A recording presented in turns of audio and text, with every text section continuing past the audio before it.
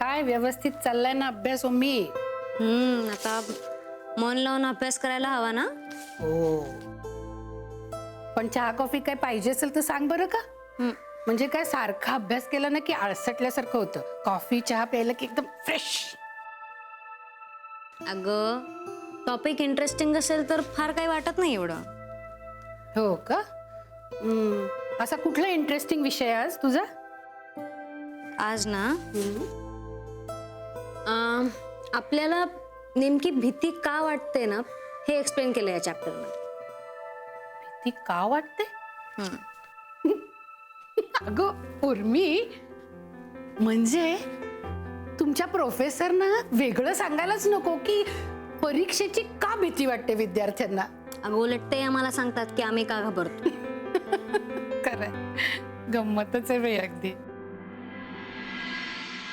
बरं ओमी, सांग ना का वाटते भीती, म्हणजे तुझ्या या सायकोलॉजीच्या भाषेत सांग.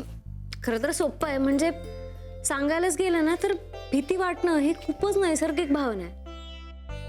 म्हणजे आपल्याला भीती वाटते ना म्हणून आपण पुढच्या 4 गोष्टींचा विचार करून स्वतःचा बचाव तरी करू शकतो.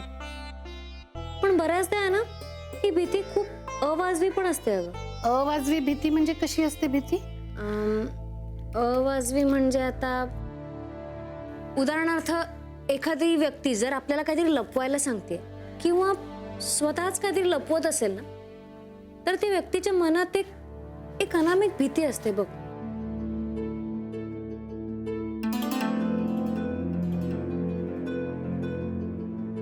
काय ग, काय झालं?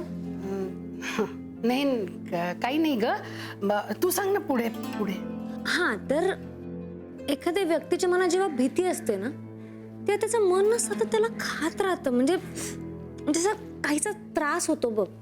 हो खरंय. आजी,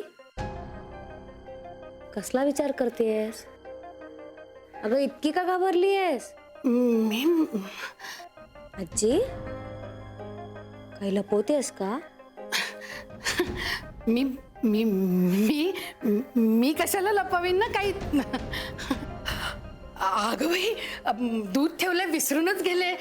आले आम्ही.